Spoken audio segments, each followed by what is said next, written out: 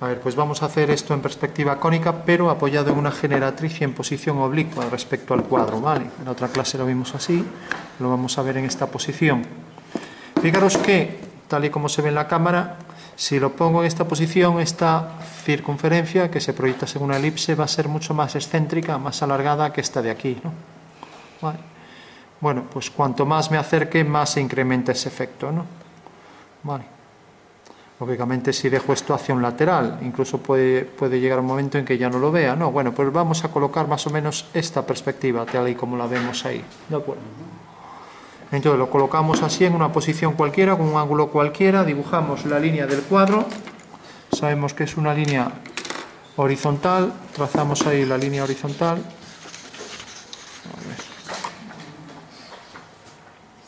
Entonces dibujamos el plano de cuadro, línea horizontal.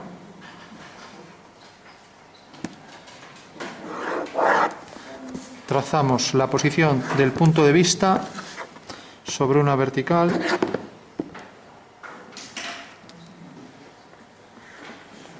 Podemos hacer una discontinua y marcar aquí el punto de vista. Y por último, vamos a hacerlo a escala natural, el tamaño que tiene realmente, ¿no? Entonces el tamaño real es 8 centímetros de largo y 4 de diámetro de la base, ¿vale? Recordad que esta es una superficie de revolución que se engendra cuando tengo un eje de revolución y cojo una línea coplanaria con él, o sea que está en el mismo plano y que es paralela a ella. En el momento en que empiezo a girar el eje, pues la generatriz genera esa superficie, ¿vale? Una superficie de manera que tenemos que la circunferencia es ortogonal al eje de revolución, por tanto es un cilindro circular recto, ¿vale? Porque el eje es ortogonal y la sección horizontal es una circunferencia, ¿vale? Bueno, pues una vez ya que sabemos lo que vamos a representar, colocamos escala natural, o sea 8 por 4 en esta posición, entonces hago dos líneas ortogonales a partir de un vértice que voy a colocar, por ejemplo, por aquí. Fijaros, puedo trazar, por ejemplo, si cojo esta referencia así, quedaría por aquí. Entonces la voy a colocar para que aquí la vea muy estrecha, la voy a colocar, por ejemplo, así. Entonces tengo, esta es la referencia de la línea y aquí tengo la otra. Bueno, ya tengo ahí las dos líneas ortogonales, entonces ahora mediré que aquí quede 4 y aquí quede 8, ya que es escala natural. Entonces coloco aquí 8 centímetros y coloco aquí 4. Con lo cual ya tengo la base del cuadrilátero que va a inscribir a la figura.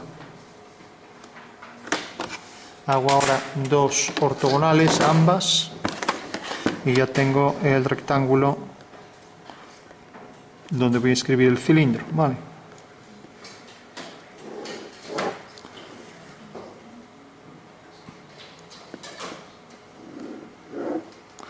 Sabemos que podemos colocar, por ejemplo, si colocamos aquí arriba el alzado, no se va a entender muy bien, porque al estar en posición oblicua y proyectar el cilindro quedaría algo como esto. Todo el mundo lo entiende, ¿no? Entonces esto no se entiende muy bien. Entonces otra solución sería poner aquí la línea de tierra, voy a poner una segunda línea de tierra y colocar aquí el alzado, así ya se entendería algo mejor, ¿no? ¿Lo veis, no?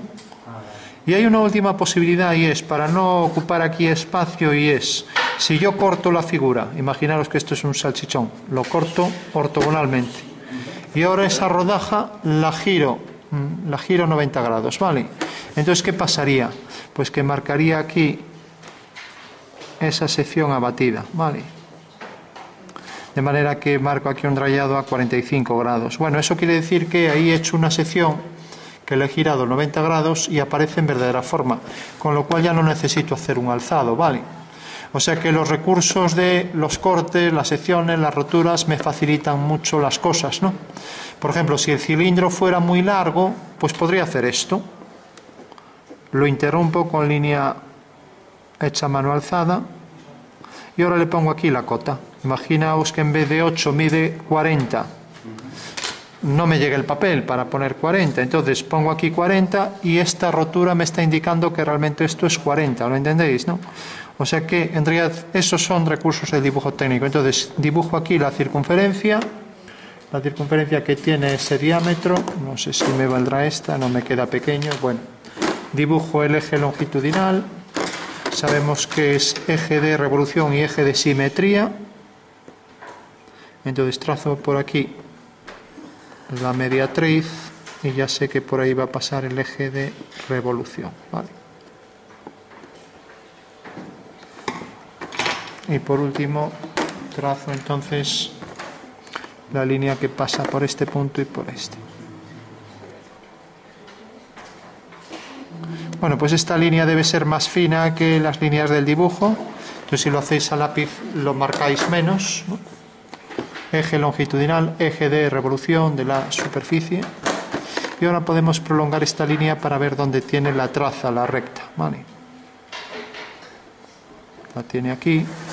Y lo mismo, podemos prolongar esta hasta que corte a la línea del plano de cuadro. Bueno, como me queda afuera, pues no lo voy a utilizar, ¿vale? Ya veremos cómo lo hacemos. Utilizaremos otro método. Cuando queda afuera, entonces tendría que dibujarlo por aquí, ¿no? Bueno, entonces vamos a representar esto en perspectiva y vamos a hacer la línea de tierra, una línea ortogonal al cuadro.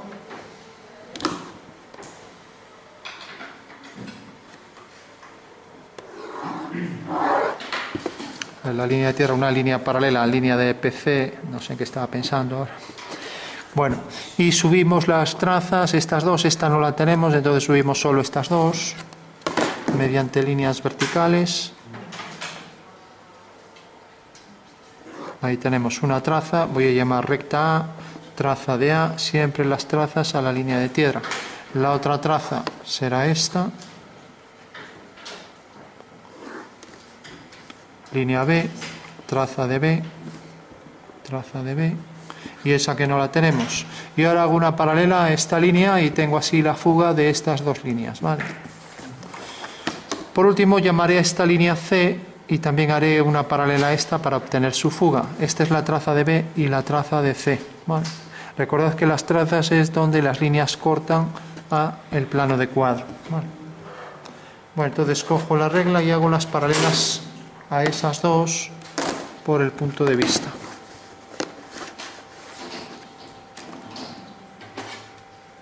Pues tengo aquí esta referencia, la referencia de esta línea, desplazo el cartabón, bueno, choca ahí con el trípode, a ver, viene por aquí y viene por aquí.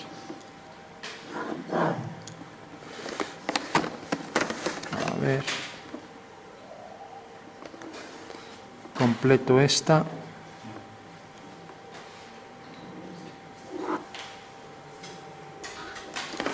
Bueno, casualmente casi queda ahí al lado de esa traza, ¿no? Bueno, tenemos entonces la fuga de A y B, que es esta, fuga de A y fuga de B. Y tenemos la fuga de C, que es esta, fuga de C. Entonces ya sabéis que las fugas las debemos subir siempre al horizonte, ¿no? Bueno, sabemos también que si el observador queda, aquí tendremos el cilindro, queda por debajo de la altura del cilindro, pues vamos a ver algo como esto, ¿vale? Ahora bien, si queda por encima, por ejemplo que tenga esta altura, pues vamos a ver la perspectiva desde arriba, ¿no? Entonces voy a hacer que, por ejemplo, quede así por debajo, de manera que lo veamos como esto, más o menos, ¿no? Así no tenemos que estar haciendo un zoom. Entonces voy a coger una altura menor que el cilindro, voy a coger, por ejemplo, la altura de 3/4 más o menos. Entonces hago más o menos a la altura de 3/4 aquí una línea horizontal, 3/4 del diámetro del cilindro, sí, bueno, ligeramente más arriba, y esta va a ser la línea del horizonte, ¿vale? Bueno, por último, represento estas dos líneas, salen de estos dos puntos, van a esta fuga, tengo que subir las fugas, entonces subo la fuga de C,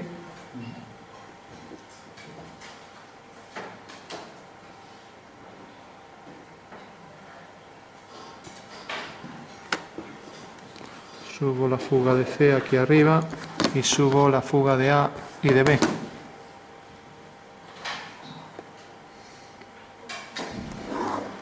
Bueno, pues fijaros que estas dos líneas siguen esta dirección y salen de esta traza y de esta, por lo tanto su representación es esta.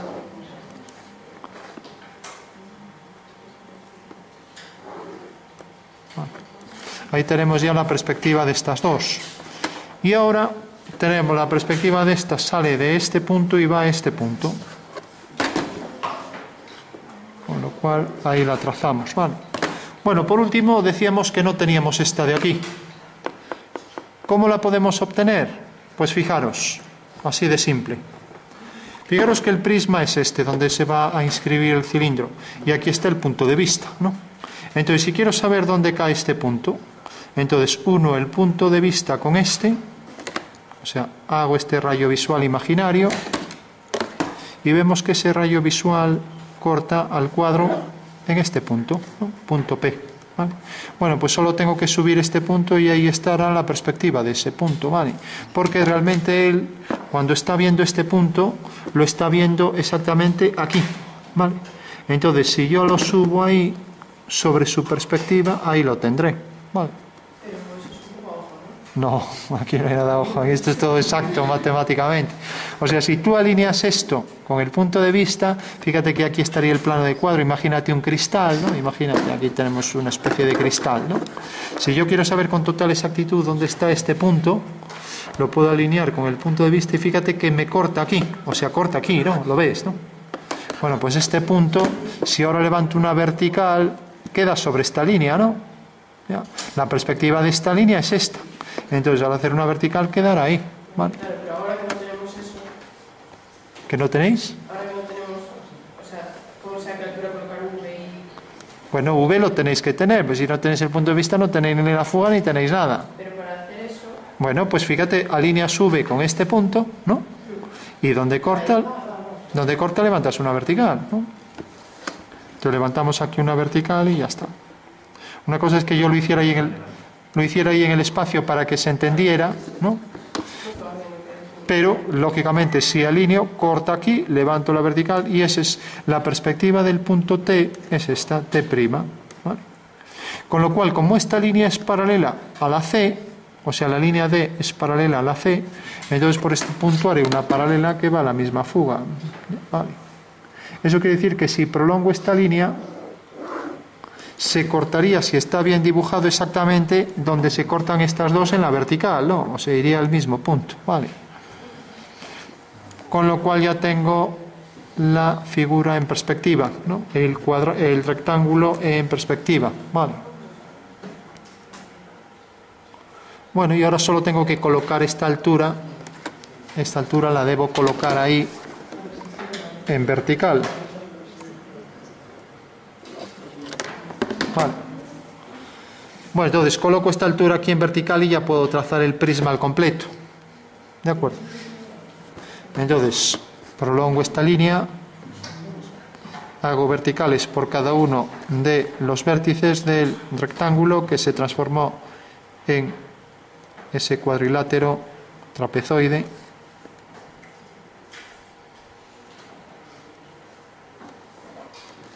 Y aquí otro segmento vertical. Vale, ya tengo ahí los 4 segmentos verticales.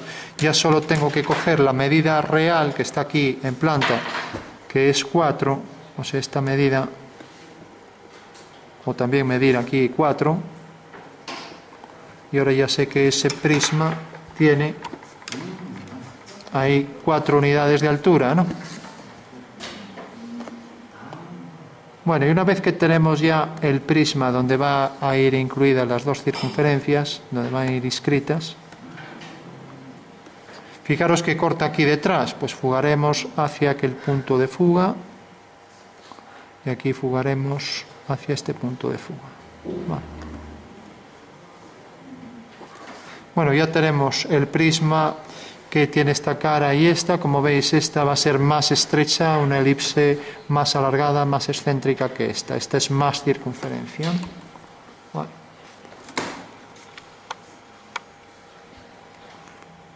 Bueno, entonces ahora vamos a trazar ambas elipses en estos dos cuadriláteros, ¿vale? En estos dos trapecios, ¿de acuerdo? Bueno, pues para ello mejor cogemos un lápiz porque salen unas cuantas líneas. Bueno, luego la cogemos, la esfera, no hay prisa, de ahí no pasa.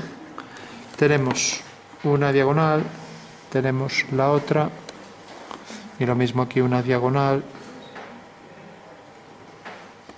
y la otra diagonal. Vale. Fijaros que el eje de revolución es tal que estos dos puntos quedan alineados con la fuga, si está bien dibujado. O sea que este es el eje de revolución del cilindro. Vale.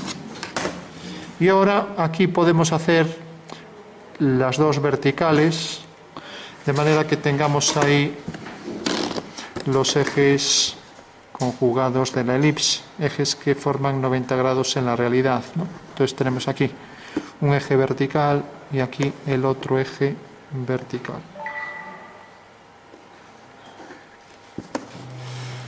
Bueno, es interesante hacer estos ejes porque nos definen puntos de la elipse. También esta línea que pasa por el centro y esta línea que pasa por el centro también es clave. Esta es la de atrás, que casi coincide con esta, pero bueno, vemos que si somos más exactos no coincide, ¿no? Se aproxima, ¿no? Y hacemos esta línea de atrás. Bueno, ya tenemos entonces los puntos por donde pasará la elipse.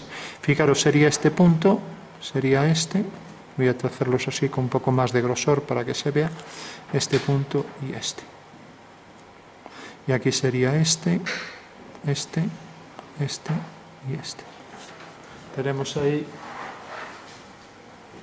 4 puntos y 4. Bueno, por último podríamos obtener los que quisiéramos de la elipse, pero vamos a obtener más o menos por aquí, por el centro, en las diagonales, otros 4 puntos, ¿no? Para no liar mucho la cosa. Entonces solo vamos a obtener 4 más aquí, 4 más. ¿Cómo lo podemos hacer? Pues fijaros, esta medida la podemos pasar aquí, ¿no? Para no llenar ahí de líneas, ¿no? Entonces hago aquí una línea horizontal. Una línea horizontal por aquí. Y hago aquí una línea vertical. Vale. Y puedo dibujar aquí, pues, una circunferencia. ¿De acuerdo?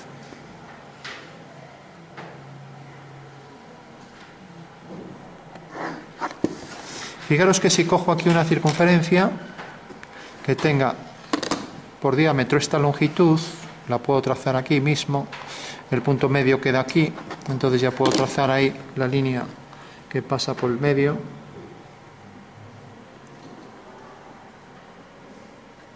Y trazo entonces ahí la circunferencia.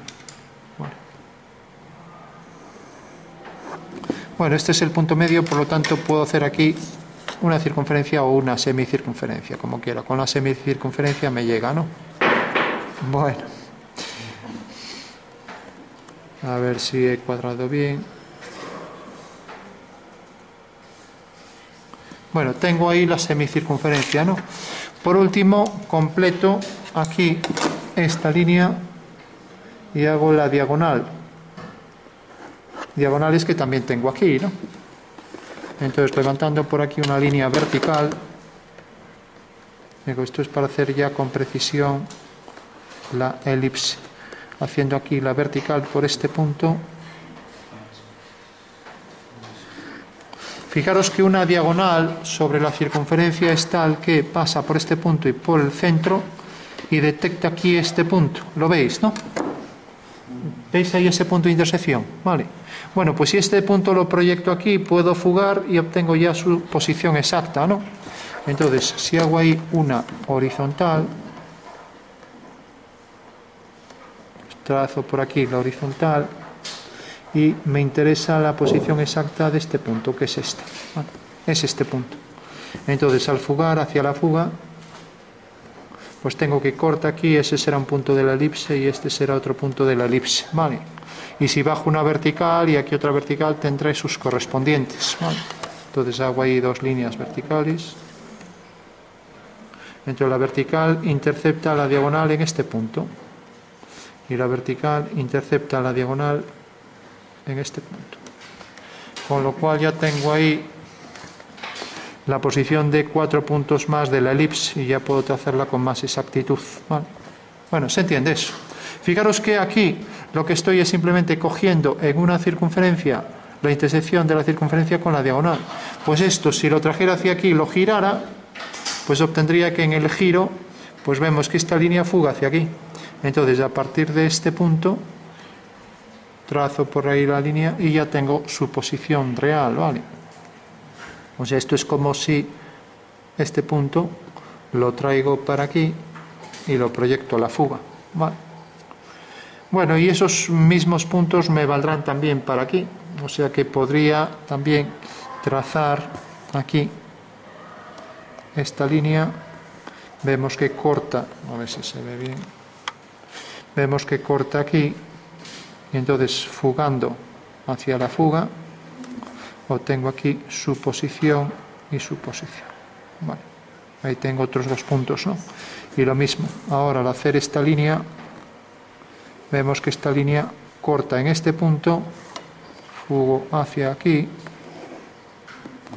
y donde corta aquí, fugo hacia esa fuga, obteniendo ahí otros dos puntos.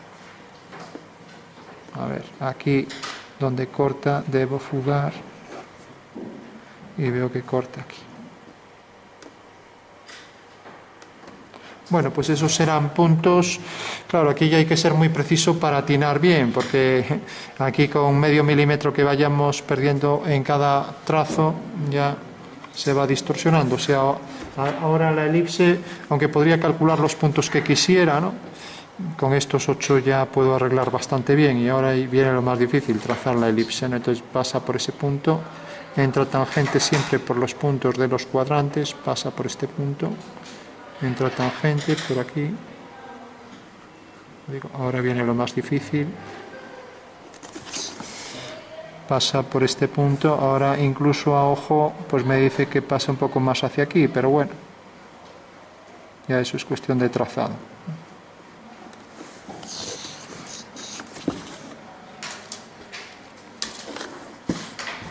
Entonces pasa por este punto y entra tangente a esa recta por ese punto. Ahora aquí ya es pericia de dibujo artístico más que de técnico, porque por mucho que calculemos bien los puntos, ahora la línea debe ser suave para que se parezca una elipse bien, ¿vale? Y lo mismo con la elipse de atrás, o sea, recordad que en los puntos de tangencia va a quedar definida con línea continua. A ver si ajustamos bien esta.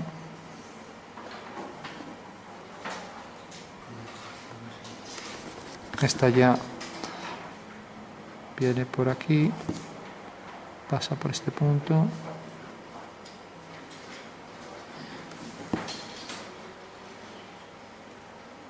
Recordad que la elipse debe ser tangente a ese cuadrilátero que tiene forma de trapecio.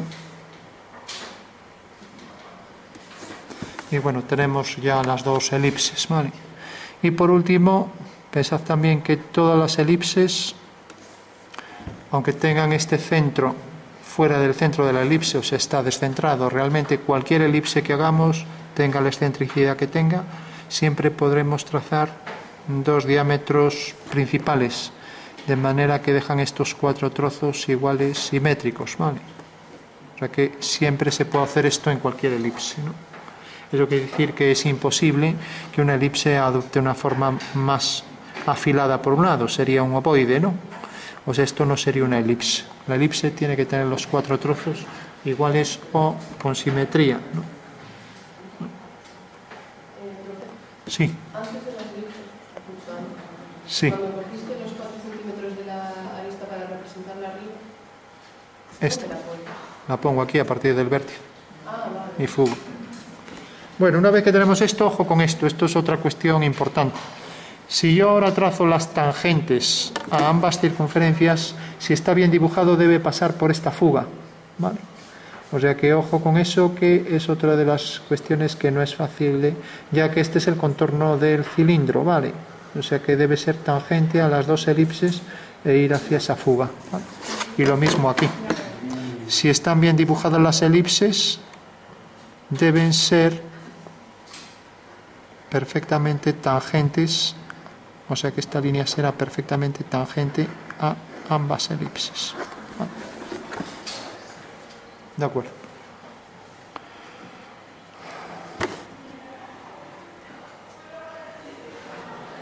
Bueno, pues una vez que tenemos esto ya podemos completarla y marcar un poco más las líneas visibles, ya que estas por estar detrás serían discontinuas. Pero lo que podemos hacer es, yo lo voy a marcar a tinta, ya lo que se entiende que es el resultado final, y marcar más fino lo no visible para no tener que hacer las discontinuas. Entonces marcamos, a ver, marcamos a tinta, intentando que esto sea... Esto se parece a una elipse.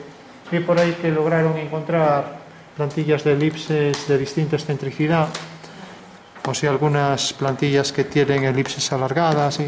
Esta se parece bastante a esta, por lo tanto podría intentar ajustar con una de estas, ¿no? Siempre quedará mejor que a mano, ¿no? Aunque no es idéntica, pero bueno. Ahora aquí un trozo algo mayor.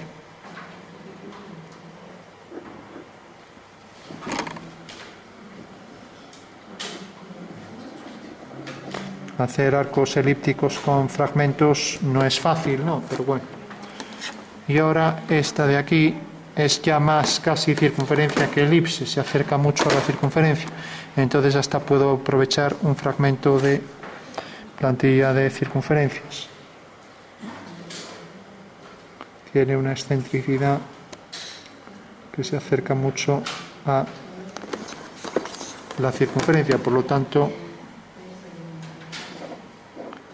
hasta con la plantilla de circunferencias se puede trazar con más exactitud. Bueno, pues ahí estaría ya entonces el cilindro tal y como lo veríamos desde este punto de vista. Vale.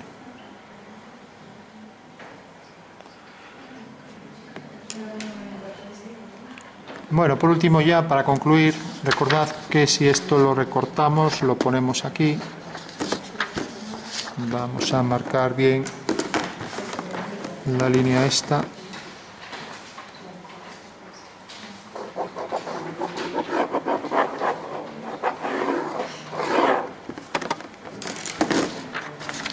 Así tendríamos ya la perspectiva en 3 dimensiones, ¿vale?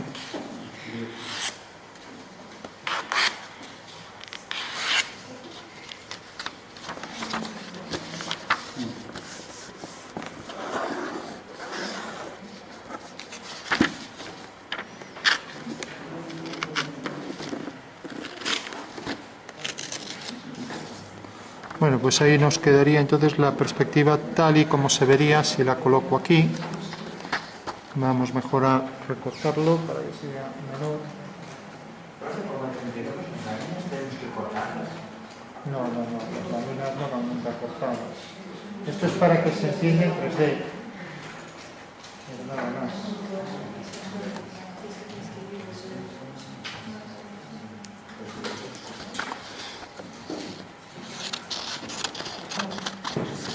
Vamos a ponerlo así.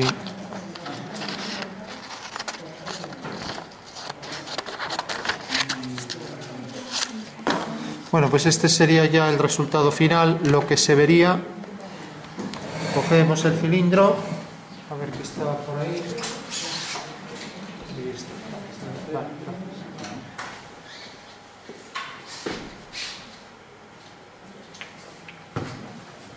Entonces tenemos el cilindro que queda aquí detrás y aquí quedaría entonces su perspectiva tal y como lo vería este señor. Es tangente aquí en este punto. Recordad que si el señor se pone a la altura del horizonte aquí y dibuja lo que ve detrás, va a dibujar esto exactamente, sería tal y como lo ve el señor, con exactitud matemática, ¿vale? Vale. Eso es lo que conviene entender en el espacio, ¿no? Y esta es la forma de calcular la perspectiva, ¿de acuerdo?